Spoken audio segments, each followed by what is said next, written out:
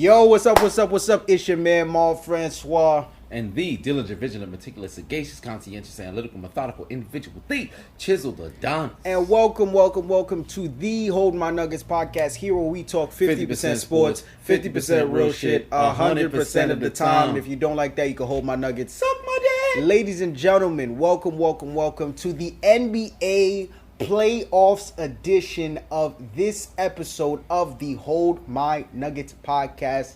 As always, I'm your host with the most, Marv Francois. This is the Chiseled Adonis. How are you, my good sir? I feel like you introduced yourself again. I did. Like twice. I did. It's been so long, this man done forgot how. No, I know what I did. I just wanted it, I just felt like, what's the problem? Yeah, but, we kind of late into the bubble, Chief. Like, right. Yeah. Two series already done. Yeah. One of them was your Miami week. They beat the Brooklyn Nets, and the Toronto Raptors. They beat who did they beat? No, Miami beat the Pacers, sorry. Toronto beat the Nets. So congratulations to y'all and everything that y'all doing. But yeah, playoffs in the bubble gala bubble. We're here now, and so much to discuss, so much to cover, so many things to touch on. The NBA playoffs are here. They're late because of COVID, the pandemic that made the Mondem panic. But nonetheless, Adam Silver and the NBA were able to make this happen. Playoffs are here. Everything is live. Everything is great. How do you feel? I love it. Okay. I actually love it. I love what's going on in the bubble right now. You saw the Suns go 8-0 for no goddamn reason. You saw a lot of teams play their way out of the postseason, like the Pelicans and things of that nature. Yes. But for the most part, I think it's healthy. It's definitely gave people a separation from what's going on in the world. Well, up until, as of yesterday or 2 days ago regarding at the release of the podcast, whatever the case may be. I think it's actually good for the league, and they handled sports in the pandemic, I think, better than all the other sports, because baseball returned, and then you had a situation, I think, with, was it the Marlins? I don't watch there baseball. Was a team, there was a team in baseball. They had a crazy outbreak of COVID. Yes. The NFL is dealing with a ton of false tests and things of that nature. But the NBA, they're staying on top of things. Right. So they're doing a great job, and I must commend Adam Silver for getting the job done. Right. I did not think that NBA basketball was going to come back. A lot of people were questionable, but it's back and thriving. It almost doesn't,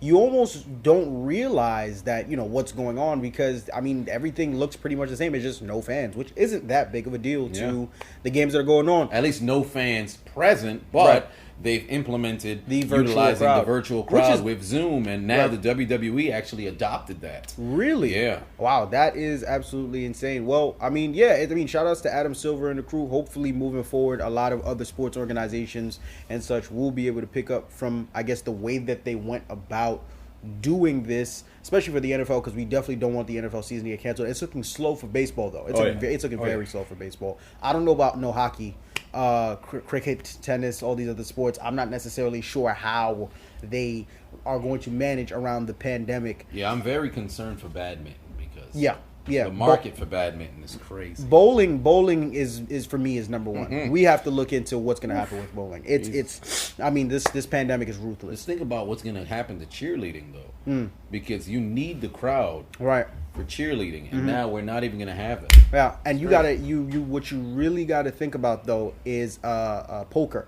Poker is also going to get affected too. So many sports.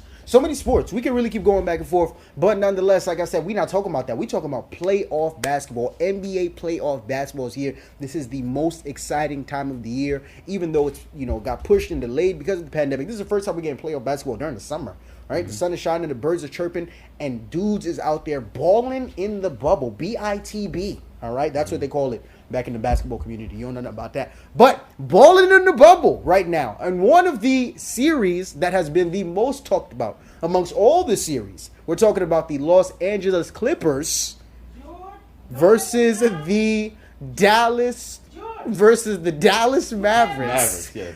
Well, ladies and gentlemen, I just want to let you guys know that we are recording once again from the Chiseled Adonis' home.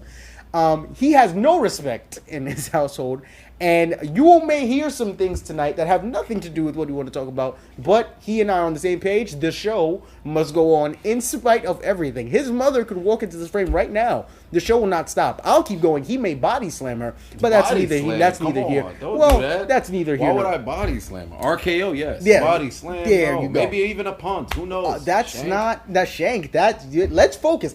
Clippers. Shawshank Redemption. Clippers versus the Dallas Mavericks. The series as of now, because we are actually recording this literally an hour before the actual game is going to happen. We have the TV going on before us, so we might actually see what's going on while we're recording this. Yes. But as of now, as of when this podcast is being recorded, the series is tied 2-2. The Clippers were up 2-1 in the last game. Mm-hmm. A lot of people were arguing that the series should have either been 3-1 in favor of the Mavericks. Dallas, yeah. Or KP6 not been ejected in game 1. Given what the tomfoolery, the bullhaha that happened in game 1. Brouhaha. The brouhaha or the bullhaha? No, brouhaha. Ha ha ha. It's not a thing. Bwahaha. No. Well, ha ha ha ha ha.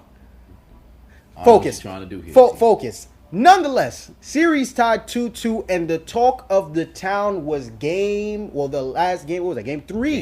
Game 4. Game 4 that just passed, where Luka Magic, Lucky Luka, Lemon Lila, Lilac-y Lulu, Luka, came through with the triple Dubinsky, 40-plus points. What was it, 17 rebound, 13? Triple Dubinsky? Triple Dubinsky. Yo, what's gotten into you, What's G? the problem? What's the What problem? is your deal? What's the issue? This guy's trying alliteration. Yeah. You trying to be witty and shit. It's working. What is going on with this It's guy? working. Why can't you focus? Son became a 22-year-old CEO and don't know how to act no more. Let's focus. Okay, What is he talking about, Let's son? stay on top. Oh, I feel like Bernie Mac right now. What's happening with this guy, America? What is he doing, son? I'm hosting my podcast. Sorry, my podcast. Just get to the damn game, son. Luka Doncic Golly. made the shot heard around the world to seal the deal for his Dallas Mavericks to ultimately come on top and come out on top. Come on top sounds a little. I'm not doing too good to say. Oh my God! The Dallas Mavericks won Game 4 of the series. Now they're headed into Game 5. The series is tied 2-2. I gotta ask you, how impressed have you been with Luka? How impressed were you with his Game 4 performance against the Los Angeles Clippers? And I guess his overall performance so far in this series. Go. Well, I'll say this much. For one, he knows how to keep it together. Because in Game 3, you saw a situation where Luka, he rolled the same ankle that he rolled in Game 1. Mm-hmm. So there was a lot of questions regarding his availability coming into Game 4. But Rick Carlisle said he was optimistic that he was going to play regardless. If the doctor says Luka could play, Luka fixing to play. Mm-hmm. And he went out there and he was killing him. And I made the prediction before yes, you did, yeah. the series even started. I said Dallas will beat the Clippers. I don't know why. I felt it in my spirit. They'd be able to win. And coincidentally enough, when KP6 was ruled out for Game 4, I still felt confident that Dallas would win this game without him. I think if Luka was out and KP was playing, I think they still would have beat the Clippers. Because that man who likes to call himself Playoff P, but he's looking a lot like Pandemic P, or whatever the case may be, this man is not getting the job done. At all. Period. Never. Now, I'm not going to sit over here and listen to individuals talk about there's a whole lot of excuses as to why Kawhi failed. You could sit here and say, well, you know, he didn't show up. You didn't see Playoff P show up. Well, damn, Lou Williams gave you 36, and he's already a bona fide scorer. You know what he brings to the table. Right. You can't talk about injuries because Pat Beverly is the only one who's missing, but at the same time, offensively, your second man who's getting paid this money, who's considered a superstar, not getting the job done. So overall, I'm thoroughly impressed on how Dallas is conducting themselves in this series. But this is going to be the story of how the Clippers failed to go out there and perform. Because Kawhi's doing his job. He's averaging over 30. Right. So I don't know what else you want from him. Yeah, I'm right there with you. I have been thoroughly impressed by the Dallas Mavericks. Moreover, I've been impressed by the team as a whole. One person that has kind of started to slowly but surely come to rise, Trey Burke. Trey Burke has actually been in the league for some time now. Absolutely. I think it's going discount on Allen Iverson. Yeah. Discount. That's funny. Yeah, going on 7+ years. I think he was drafted by the Jazz, bounced around from. Ended up in the Knicks. He went from the Knicks to there was another team. I don't know. He's been the Wizards. Utah. I think was he with the Wizards? No. Was it Minnesota? I can't recall. He's been around. He's bounced around for a couple teams quite a bit, but he has shown up and shown out, especially in Game 4 for this Dallas Mavericks team. But you look at it going into Game 4. No Kristaps Porzingis. I don't think they even have him going again into this upcoming game. You have a Luka Doncic who's basically on an ankle and a half, right? Because he rolled his ankle. Thank God it wasn't anything worse than that. And you have this series where you can make the argument that the Dallas Mavericks were supposed to win Game 1, and the series was not supposed to be 2-1 in favor of the Clippers. It should have been 2-1 in favor of the Dallas Mavericks. All these things working against them, and yet still, this man, Luka, I wish I knew his middle name if he had one, Doncic, shows up and shows out. I mean, my goodness. The thing about Luka Doncic, and very few great players do this, he makes the game look so easy. Ridiculously easy. It's without effort. And he skates into the paint. Easily. He's able to make passes that would be considered difficult at the elite level, and he just makes it look as if it's nothing. It's very bizarre. He's so smooth in his movements. Right. So it's something special, man. And the crazy thing about it is that if you've seen him walking down the street, you would never guess. He looks like a regular dude. He's not brolic. He doesn't even, like, his physical stature looks that of an above average man, right? Yeah. But when he gets that basketball in his hands, he's a killer. He is an absolute killer. He has been balling out. And that game-winning shot heard around the world. You had people putting it in a historical context, saying that it was probably one of the best they've ever seen in the postseason, which is true. And you can sit here and make the argument and talk about things like, well, why was Reggie Jackson on him? And the switch. The switch. And then also, you could even question why he took the shot to begin with. Because remember, they were only down 1. They needed a bucket. He could have tried to force a foul. He could have got a little bit closer to the paint. But pull-up jumper off the dribble from 3 all net. I mean, the step back and everything. This man, he put Reggie Jackson in the washing machine. It was that brother at IKEA in the appliance section. He had him moving. It was a sight to see. And now moving forward, before we get into playoff P, pandemic P, in regards to Luka, my question I guess to you would be right now when you look at him, would you consider Luka Doncic the best player in the bubble in this postseason right now? In the postseason right now, well, judging by the decline of Damian Lillard over the course of the last 3 games, it looks like LeBron must have took his watch, so he don't know what time it is. So I guess I'll say Luka definitely is probably the best player in the bubble right now. It started out Devin Booker, and then it kind of fizzled out. Well, it didn't fizzle out. He still showed up, but then Lillard took it to a whole other level. And then it's since been Luka Doncic. So you can't take anything away from that brother. He's doing his job. He's keeping them alive on, as you said, an ankle and a half. So I would say the MVP right now, it's looking like it's Luka. The only question is it going to be, is the MVP predicated on the 8-game play-in situation? Or the seeding. Well, I think when you say MVP, are you referring to what exactly? No, like the best player. Right. That's right. Because they already did. They already gave the bubble MVP. Oh, they did already. Yeah. That was Dame. Yeah. It was Dame. It was Dame. They gave it to Dame. So, was it Devin Booker? I think they gave it to Dame. No, they gave it to Dame. So that's neither here nor there. But yeah, Luka Doncic on a whole nother level, man. And now, like you said, because of his game-winning shot, the series is now tied at 2-2. Right now, as we are recording this podcast, the game is getting ready to take place after this Utah Jazz versus Denver Nuggets game. So I have to ask you, given everything that has been going on, no KP6 going into game number 5, moving forward, who do you think is coming out on top in the series? I mean, it's a pretty straightforward question because you already gave your prediction, but has your prediction changed since then? No. Okay. No, not at all. Right. Because if KP6 can't go, period, I still believe that Dallas will win this series. It's just it's been absolutely tumultuous for what's happening with this LA Clippers team. For some apparent reason, they're just not performing. They're not looking like a cohesive unit. I don't know what the deal is. Even defensively, they're surrendering way too many baskets. This is a top 5 defense in the league, top 2 in the West, and they're not looking like it at all. Right. These guys go out there, letting people get into the paint like it's absolutely nothing. You're letting guys get wide open 3-point attempts. If Dallas knocks down their shots, they're winning this series. They might mess around and close them out in 6. Because you know what the Clippers are going to give you offensively. Dallas isn't this juggernaut defensively, but in I believe it was game 2, Boban went out there and gave work.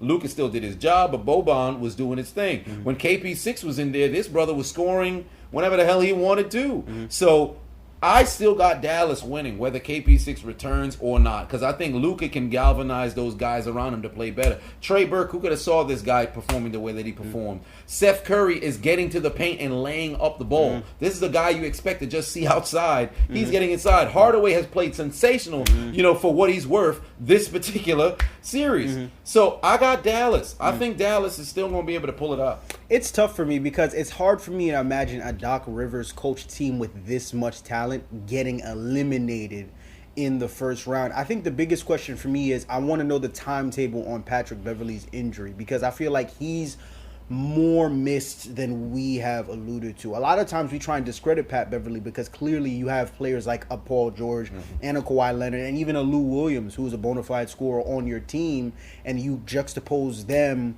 with a Patrick Beverley. It's easy to seem to make it seem as if he doesn't mean all that much to the team, but in actuality, he really does. One thing I've always referenced to, especially going back to like earlier on in the podcast, every team needs an attitude guy, a guy that's going to set the tone, a guy that's going to, he's not necessarily the leader, but how he carries himself and his bulldogish nature on the court has an effect on a collateral effect on everyone else on the team. And I think that guy for the Los Angeles Clippers, without any doubt, is Patrick Beverley. Hell, the first game of the series, he stole the ball right after the tip-off. Right. It just hit the floor. They barely got to bounce to Spalding, and he stole the ball already. It's little things like that. Like he knows he knows who he is. He knows what he has to do to be effective, and he's shown you time in and time out that whether you like, love, or hate him, his way of going about making it in this game has a huge effect on the Clippers' overall attitude. Let's just call it what it is. Right now, the Clippers just look soft.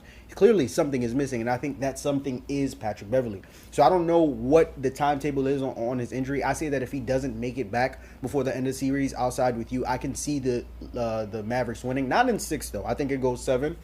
And this is just really a sight to see because, once again, if the Mavericks win game 1, we're probably having a totally different conversation. Maybe this is the last game of the series, and you have a situation where the Mavs could have sent the Clippers packing in 5. You understand? Which is huge. But now, to directly address the man who has been talked about most throughout this entire series for all the wrong reasons, playoff P, pandemic P.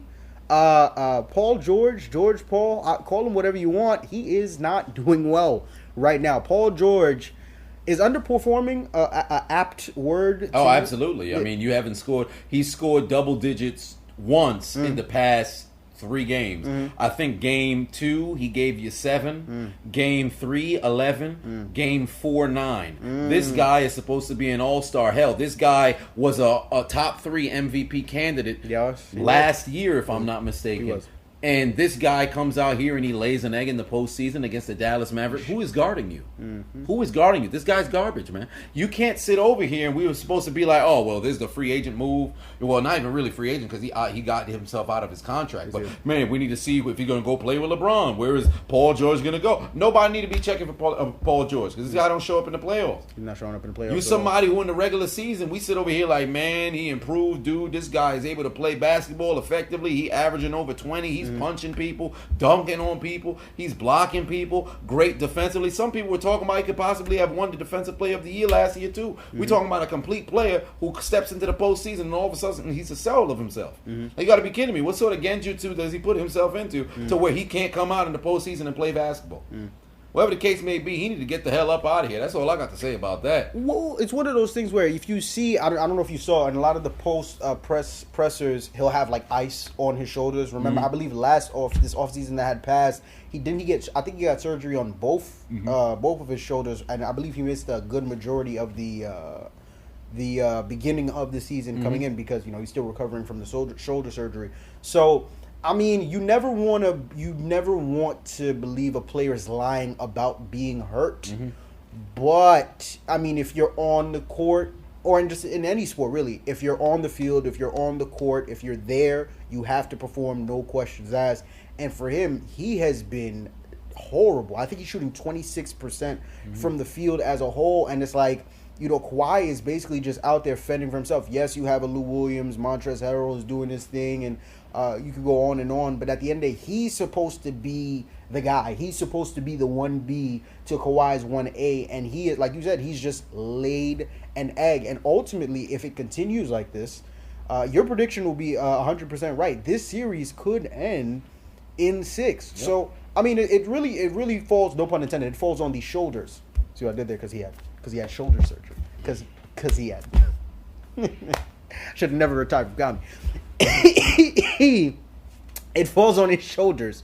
And he has to play better. He has to step it up. No questions asked. Because right now, he's playing like absolute caca. But we take our focus to another team in the Western Conference who is also in Los Angeles. But this time, we're referring to the Los Angeles Lakers versus the Portland Trailblazers. So I think coming into the series was probably the most hyped by far. They were. I mean, coming into the series, given everything that was going on, Damian Lillard was playing like a man possessed, completely out of his mind, literally pulling up from the parking lot, looking like the best player in the NBA during that. I don't even know how many games it was going on. That stretch. No, was he playing like that throughout the entirety of those? It was more towards it was more towards like the latter half of that 8-game stretch. Mm-hmm. Coming into the series, you have a Los Angeles Lakers team that's the number 1 seed, a LeBron James who's looking to capture his 4th title, and Anthony Davis, an all-world talent looking to capture his first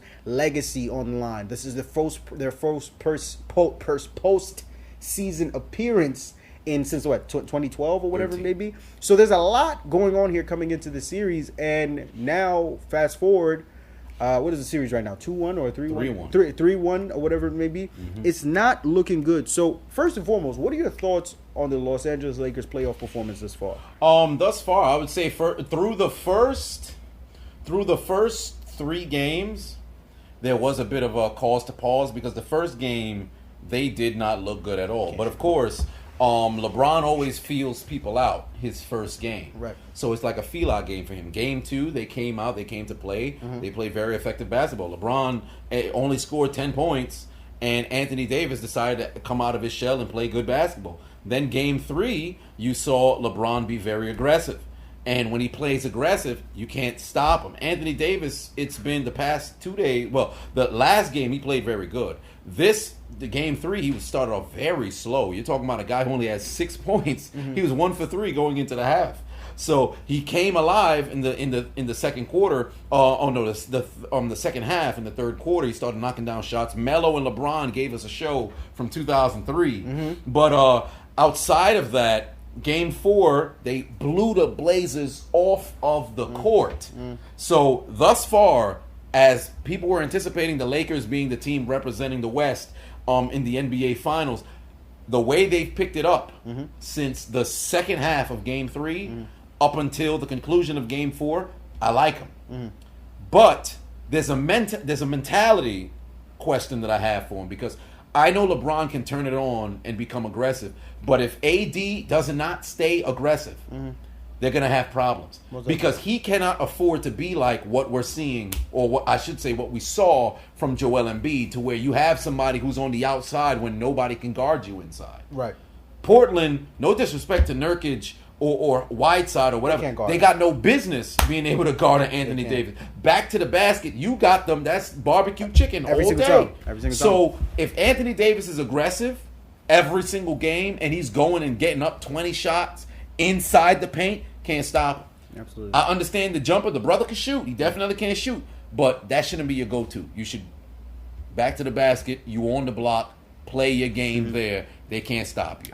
I'm confident in the Lakers. I actually teach that at my basketball academy. We'll talk about that later. We get it on film. We're going to play. Yeah, you come out to the park. We'll put it on camera. That's probably won't happen because my plantar fascia. How I feel about the Lakers' performance so far? like I'm right there with you in terms of earlier on. I think we were all a bit concerned. They were having a lot of problems shooting the basketball earlier on. Free throws in some of these games were looking terrible. Brutal. Yeah, I think but it was one game 3. They could not like buy a free throw. It was absolutely horrendous. They 11 literally in the first half, they almost shot themselves out of that game. That's how bad it yeah. absolutely was. And I think game 1 for a lot of people was a huge cause for concern because once again, we got to remember coming into the series, Damian Lillard was literally on fire, and a lot of people, I myself thought that due to how well that he was playing, along him and Dame Lillard, of course, being paired up with a CJ McCollum in the backcourt, 2 bona fide scorers and just bucket getters, I thought that this series was going to go to 7. You have what they were doing paired up with the fact that coming into that series, the Los Angeles Lakers seemed like they were still trying to put things together and figure things out. I was under the belief that it was gonna become a 7-game series, and every single game was literally gonna come down to the wire. I couldn't see a situation where Damian Lillard was gonna allow his team to get the doors blown off of them. Yet once again, here we are.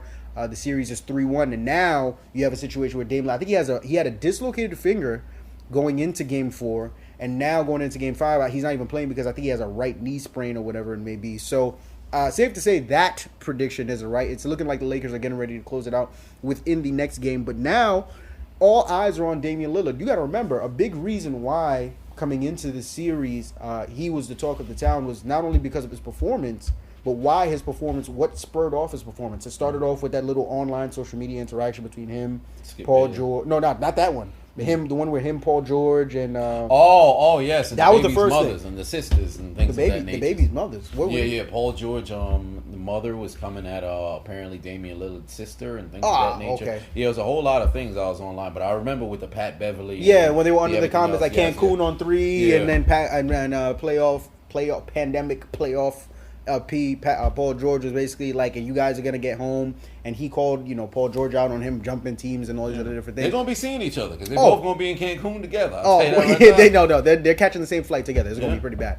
And then afterwards, then you have a Sigate Bayless who definitely took things to a whole other level, basically, questioning Damian Lillard's superstar ability and all these different things, and saying that he isn't what a lot of people have made him out to be. So all those things included, and you as a former athlete, you can agree, a lot of the game, and myself as well, a lot of the game is mental. 90% of the game is mental. You understand? So all it takes. A lot of times you'll have situations where you'll have a player that's okay, which of course Damian Lillard is far better than okay, or good, whatever it may be, but you put a battery in his back, you give him any type of motivation from whatever it is, and for some strange reason, it'll elevate his game to the next level. And like I said, Damian Lillard just came out and started pulling up from 30, 35, 40, not literally putting his foot an inch past half court and just yanking jumpers. It was absolutely insane.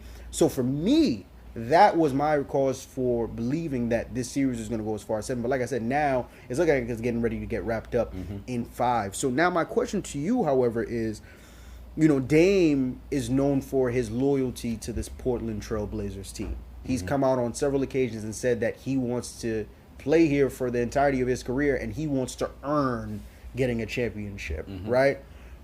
For you personally, when you hear this and you see that clearly, of course, this team is getting ready to get sent home packing, do you think that Damian Lillard, especially in today's day NBA, is making a mistake staying with the Portland Trail Blazers versus teaming up with another player or whatever it may be? I'd say no. Okay. Because 2 years ago, I would have said yes. Okay. 2 years ago, when they got swept out the playoffs by, if I'm not mistaken, it was Anthony Davis's New Orleans Pelicans. I think I remember in the first round, because right. if I'm not mistaken, they were a number 3 seed, and New Orleans came in at number 6, and they swept them completely. Okay. I would have said, yo, you got to go elsewhere. But last year, when they went to the Western Conference Finals, they lost because they simply they could not close a game. They had a lead in each of those 4 third quarters. There was a substantial lead, but they had a lead nonetheless, right? But you had to remember, Nurkic wasn't there. Melo wasn't really acclimated to the system and things of that nature. So coming into this year, you expect them to be better. But Nurkic was still on the way back from injury. They had injuries themselves. Nobody played the full season on their team. So availability was not quite there. I think this upcoming season is really going to be the measuring stick. Because if everybody, this exact team, shows up and they're healthy, now you can have a full season to gauge where you would at. Because for realistically speaking, had they had this particular team this entire season, I don't think they're the 8th seed. They'd be a higher seed. I agree. They're a way higher seed, so they don't even see the Lakers this early. So I think that I mean, if you're playing them in the first round now, you probably, if you expect to advance, you would have seen them later on, which is completely fair. But I don't think Lillard's making a mistake as of right now.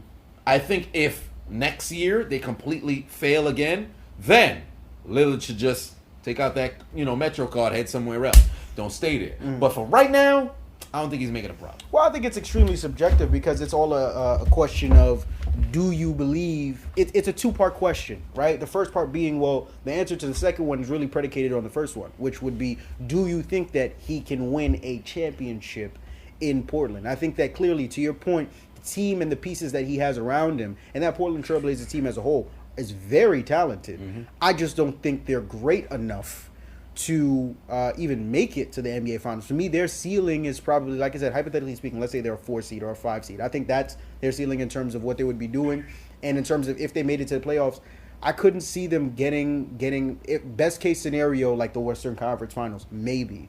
You understand? So for me, then the question becomes, well, if they're not a championship team, what missing pieces or who can they bring or what could they do to take their team to the next level? And that's the biggest problem because nobody wants to come to play in Portland, right? Everybody wants to go to these big markets or whatever it may be, or really anywhere where they can get the biggest bucks. But for the big time players, for them it's not necessarily a money thing because they're going to get that money anyways. They want to go where they can go and win championships, and nobody wants to come to Portland. It's LA.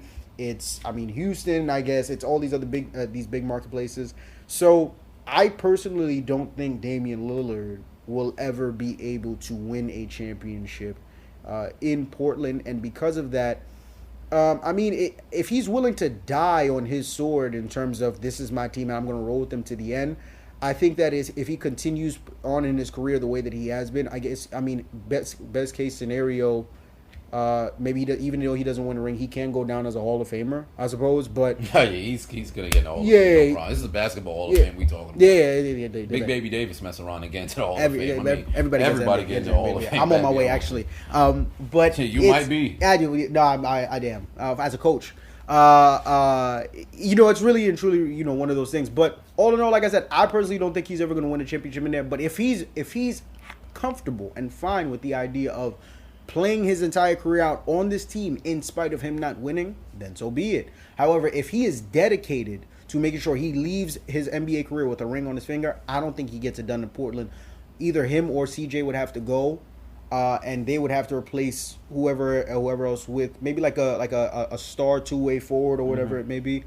They definitely do need an additional piece for sure, because we can talk about, if this Melo comes back, he's going to be going into year 18. It's over. Right? It's over. Nurkic, you have to hope that he's able to play, healthy the entire year as well. Whiteside, Gary Trent, he's very good piece. That's there as well. Very good piece. CJ, he's going to give you what he's going to give you. And then Lillard, you don't have to question what he brings to the table. But if they add more depth, they can continue to try to make themselves contenders. But Portland has never been that team that's going to make it to the finals. And you're like, the Trailblazers are some real contenders. So it's truly on the front office to bring somebody here. But who are you attracting to say come Nobody wants to Portland, because you have to add additional pieces. Right. So I don't know. It's one of those. I believe next year is going to be the year that they've got to make it happen. Everybody's here. You have a true opportunity to give this a run,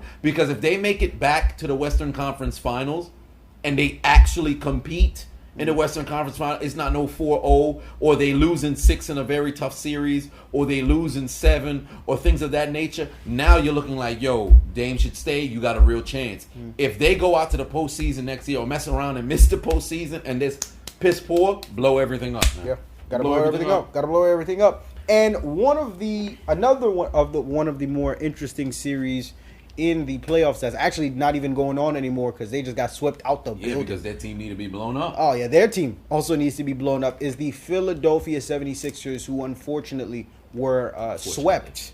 So, fortunately, unfortunately, depends on who you're asking. Fuck Philly. Well, there it is.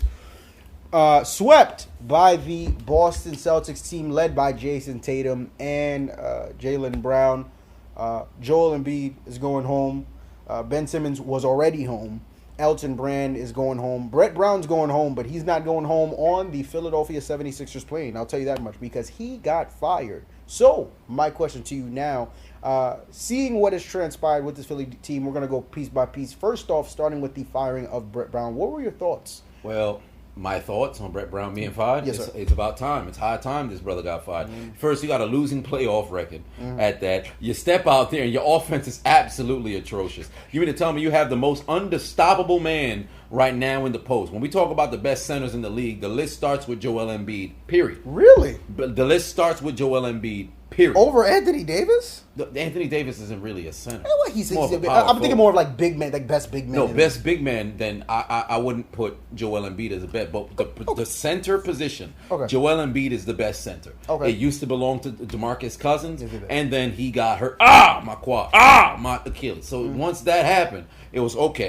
Who's up next? Joel Embiid. Kenny Smith made a very good point. He noticed Joel Embiid might just be the best center in the league when they were playing in the All-Star game this past February, and everybody just kept fouling him because you could not stop him. I noticed this from 2 years ago, and I say, yo, wait a minute, this guy a little bit different. But here's where my problem was.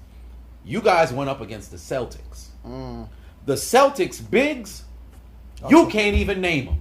Thesis. I think one of them Dice or Thesis. You can't even name them. Thesis. Most people know Taco Fall. He ain't get no minutes. None. So how is Joel Embiid Not on the eating. perimeter? Yeah. Why is this man at the three-point line? They should have just said, yo, barbecue chicken, you in the paint all damn day. Go for Joel 50. Embiid should have been averaging 28 free throws a game. Because they couldn't stop He him. should have been getting 25 field goal attempts a game. He should have been triple covered. To where, and Philly, when they made the trade, right?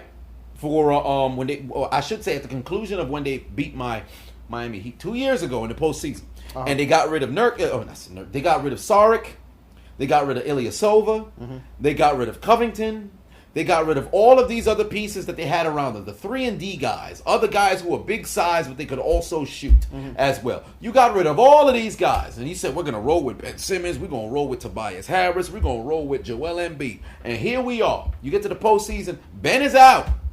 He ain't here. It's Joel Embiid, it's Tobias Harris. Right. Joel Embiid is outside the paint. Why? Doesn't make sense. Blow the team up, dog. Blow it up. Because they ain't going to go nowhere. Not at all. You go, whatever coach they bring in, you have to hope this guy is able to galvanize that organization to really take a step forward. But for the most part, right now, I believe they need to blow it up. Now, either Ben Simmons or Joel Embiid got to go. Right. Tobias Harris contract, they overpaid for that, brother. Al Horford came in and what did he do? A whole lot of nothing. So What's bad? I'd blow that team up, though. I think it's about that time to blow the team up because it seems like the process, it's not working out for the best. Before we get into one thing that you touched on in regards to Ben Simmons or Joel Embiid has to go, I have to ask you, one glaringly obvious thing that showed throughout the series was Ben Simmons' absence, right? He was out. I think he had the knee, something with his knee. I think he missed something. What was it? It fell out of his joint. I don't know what the hell happened. But something happened with his knee. Ben Simmons is out. And, to your point, you saw Joel Embiid shooting from the perimeter when he should have just been inside, getting buckets, easy money, because this Philadelphia 76ers team was missing something that Ben Simmons really brought to the table, which was helping other players create their shot. So now you have a lot of people taking shots that they normally don't take, which is exactly why this team had such a hard time scoring. You understand? And their offensive identity was damn near shattered with Ben Simmons being out of the picture. My question to you now is this: if Ben Simmons doesn't get hurt and he does play the entirety of the series, do you think the outcome changes at all? No. Really? They still lose. They still lose. Same amount of games? Yeah, Sweep too? No, it's sweep, no. But they still lose. They Gotcha. probably would have still been playing now, but they probably in a 3-1 hole. Gotcha. I'd say that much. Okay. I think Philly would have got a game, but I still think Boston would have beat them. Boston just has too much depth. And it was funny because Boston was taking turns with who wanted to take over the game. Right. You had stretches where Campbell would go and score 14 of his team's last 20 points. Then you had times in which Jason Tatum said, "Oh, my turn." And then he starts going off. And then Jason Tatum would look and say, "Oh, let me go tag in Jaylen Brown." And Jaylen Brown comes in. My turn. Yep.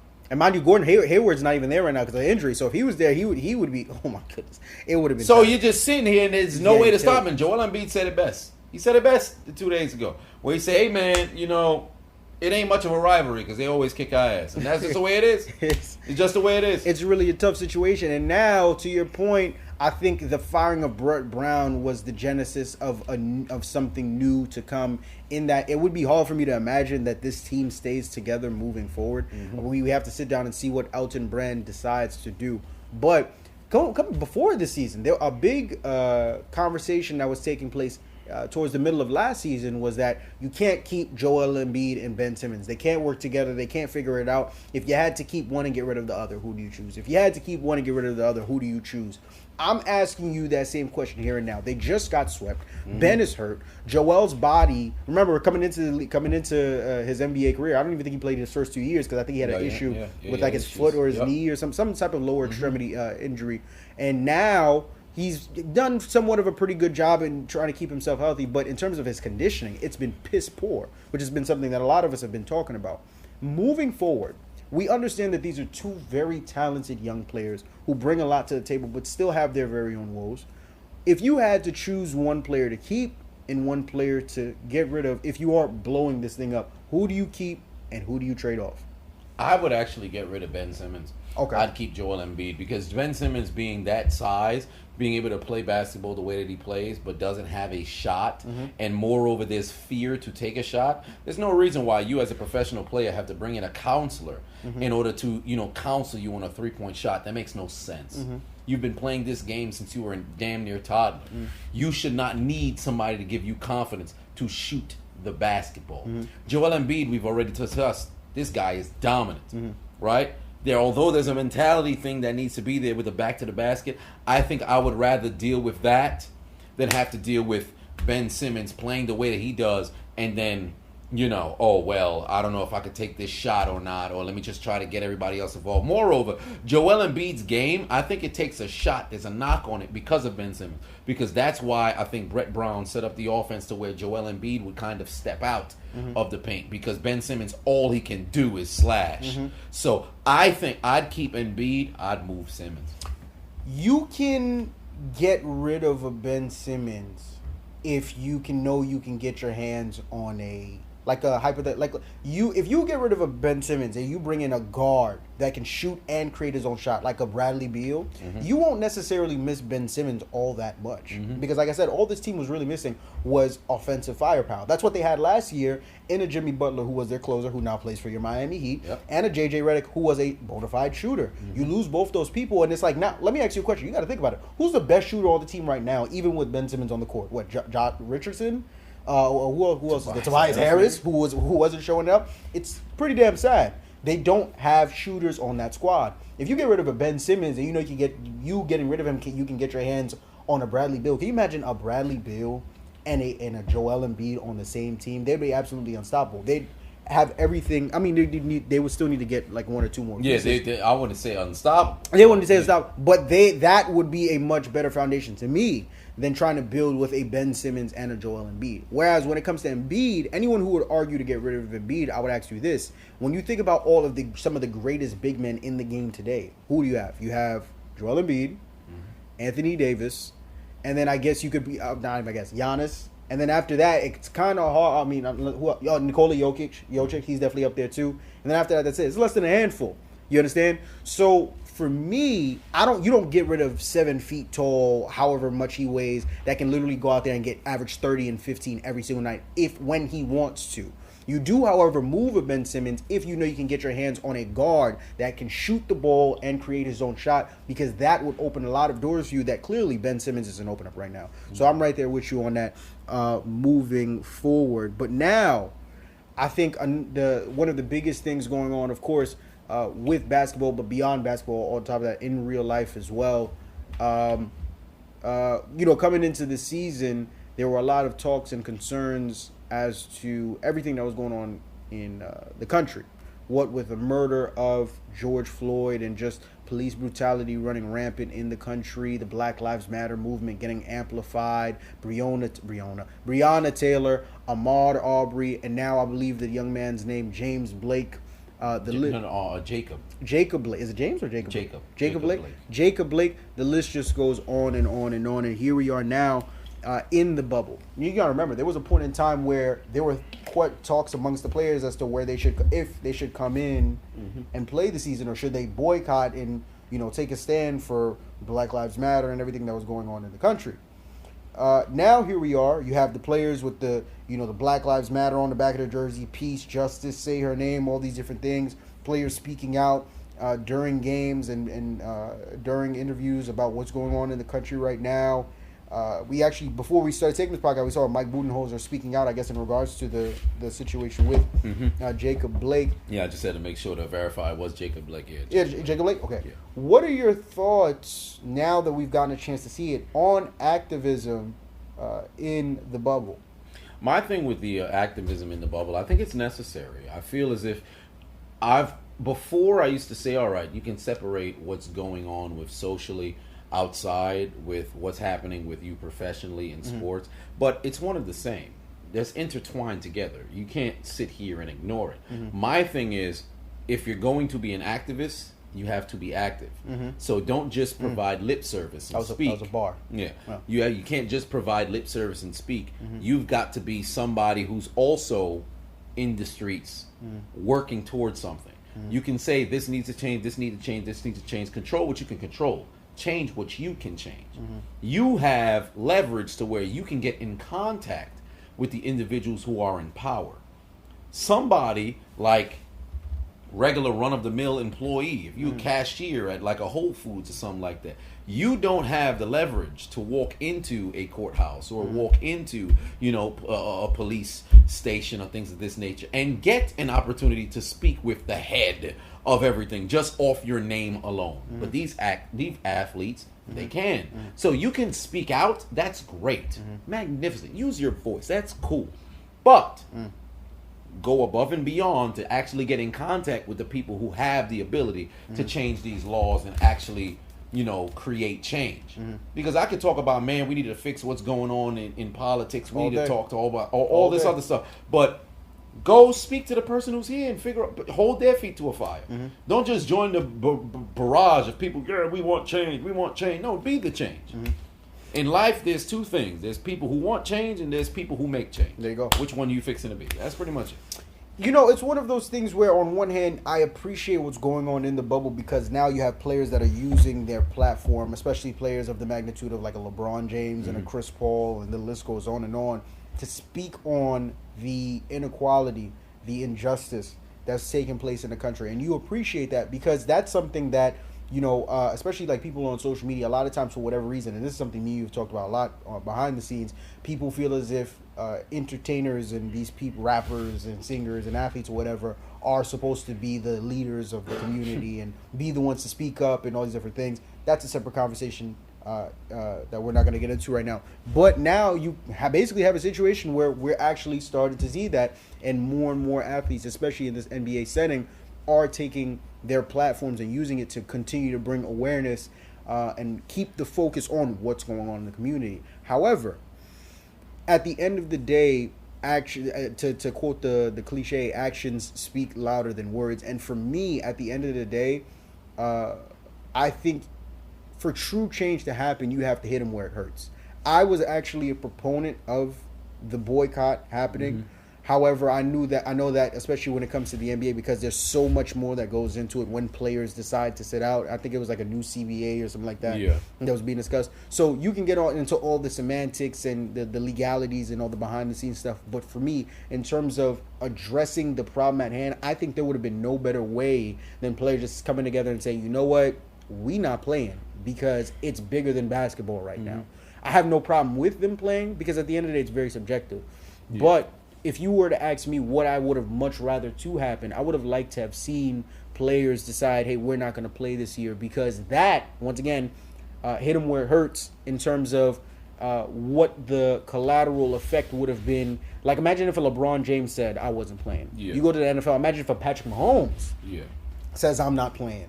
That creates a trickle effect where it's like, okay, wait, hold on. We need to take this a little bit seriously, because I want my football. I want my basketball. We got to make sure this thing happens. So it would have been more interesting to see what would have happened if that was the route, because we'd probably still, I mean, you were, remember in the heat of the George Floyd thing, there were literally nationwide protests. There's still protests going on, but we can definitely see that some of them have dimmed down. Now imagine if players had come together and decided, we're not playing this season. America would probably be upside down right now. I think it would be safe to say that. But now moving forward, how do you think everything that we're seeing in the NBA will trickle into other sports leagues moving forward? We've seen some media campaigns by the NFL, some players that have come out and spoken on voting rights and things of that nature.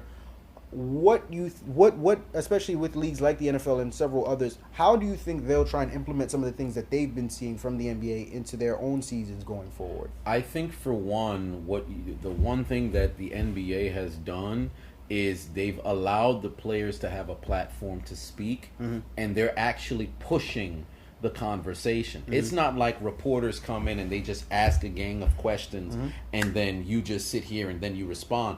The organizations are going above and beyond to actually be present in what's happening.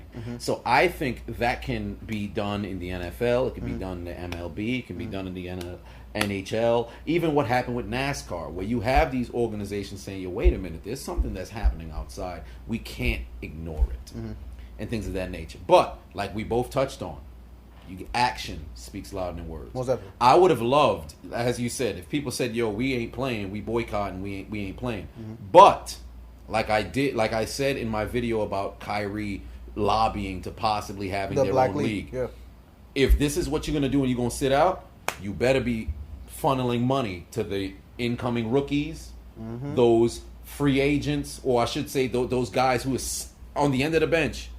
The number 9 through 15 on your roster who ain't really getting no minutes, some not seeing no minutes, you better be paying and putting money in their pocket so they can sustain a lifestyle as well. Or not even lifestyle, but just sustain a living. Because you're not going to be able to affect no change if LeBron say, yo, I'm sitting out. Granted, you still chasing legacy and things of that nature, but financially, you good. Yeah, more than good. You good. More than good. Yeah. You don't got to worry about nothing. Right. But you think somebody who just came in on a rookie contract, or you was undrafted and you just happen to, plug your way, you just fought your way to make this team, and now they like, yo, we ain't playing. Now you sit over here like, what? How the hell I'm supposed to? Right. I worked my whole life to get to this point. Now you want me to just sit go out somewhere else? So it. ultimately, it's all about organization, planning, and then activism as well. So time will tell. All my eyes are on the NFL specifically, because as I asked that question, for whatever reason, there was one specific event that continuously comes to mind. You remember this very vividly because I think he was playing for your team at the time. D'Angelo Williams. Yes. Was it D'Angelo? It was the running back. D'Angelo Williams. I remember his mother had passed away from breast cancer. Yeah. And, the NFL has breast cancer month every October, I believe, where they allow players to wear pink. Yeah, now it's just cancer awareness. No, just cancer awareness. Yeah, if I'm not and mistaken. around this time, I think it was around the time when his mother had passed, D'Angelo Williams that came to the NFL to say, hey, look, I want to be able to honor my mother. Is it okay if I wear pink? Not to do any type of crazy obstructions to the uniform, whatever it may be. He just wanted to be able to wear pink for the rest of the season to bring more acknowledgement and awareness and just show more love and to support his mother. And the NFL said no. Yeah. So that in and of itself, once again, just goes to show you that at the end of the day, the NFL's bottom line is about their bottom line, the dollar sign. What's affecting their bank account. But now, with everything that's going on, you would have to assume that once again, the NFL would follow suit to a team to, like, for example, what the NBA is doing. Will they do the same thing? Well, where they'll allow, they'll have NFL players put, messages and things like that on their jersey. Will they allow for the players to wear certain statements and things like that on their uniforms? Will players be more impassioned and empowered to use the post-game press conferences to address the game, of course, but also to speak about things that are going on? My eyes are on the NFL and how they handle it because, as you know, once one of their monikers they have is the No Fun League, right? Where they talk about how the NFL basically restricts everything and people get fined for everything. Now it's going to be interesting to see how that plays out going into this upcoming season. You make a good point regarding the bottom line and how because my thing is, as a business, you're not obligated to try to cater to people. You don't have, that's one thing that I understand where the pushback is, because they not obligated to do so. No. You're not in a position where you have to. Right. It would be nice if you did. My only problem was you can't, as an organization, ignore what's happening, because although the players it's not a players' first league, the players is what makes the league go. Most definitely. If Tom Brady said, yo, I ain't playing football until something else happens, until we fix what the hell's going on right now. Granted, man's 40-something, but the impact that's there is, wait a minute. We might want to, and if the entire team is saying, yo, we got to address something, we got to do something, and the organization's like, nah, go play football, you're going to create dissension. And that's where they're at right now, where they feel like they have to do something. The NBA, they at least were in a position to where they listened to the players and gave them a platform to where they can speak. The NFL were almost shunning players for speaking. So something's got to give. You have to meet a middle ground. There has to be a middle ground. Has to. And ultimately, that's where it's going to be at with the NFL, how they handle this situation moving forward. Because there was already a ton of questions regarding, kneeling for the national anthem. Yeah. And with everything that's happening right now, you have to be prepared for what happens. Because when it first started, they ain't know how to handle it. Right. Now you can anticipate it's fixing to happen. Oh, you better know how to handle it. Exactly. So you had better put yourself in a position to where, okay, we're going to at least hear out what the concerns are. Because if you just put some authoritarian unilateral rule that says this is the way it's going to be, if you're not going to do it this way, then you're done. Look at what you're doing with your league. All right. Because now you're losing in popularity, because your bottom line is not going to get affected regardless. And at the end, do it the right way. Follow the NBA's thing and go along with that. It's going to be interesting to see how things play out for leagues all across. I mean, this year as a whole has been crazy, from all the police brutality related murders, the pandemic, the bubble, seasons getting canceled. It's been a myriad of wild things. So we can only hope and pray and see how things will begin to pan out moving forward. But ladies and gentlemen, boys and girls, that concludes another episode of the Hold My Nuggets podcast. As always, I'm your host with the most, Mar Francois. And I am the diligent, vigilant, meticulous, sagacious, conscientious, analytical, methodical individual. The chisel of time. And we want to thank y'all for tuning into this episode. As always, like, share, comment, subscribe, leave some feedback. Tell a friend to tell a friend to tell them again to come back and tune into the next episode moving forward. But as always, we are the Hold My Nuggets podcast, here where we talk 50% sports, 50% real shit, 100% of the time. And if you don't like that, you can hold my nuggets. Suck my dick. Thank you. Good night.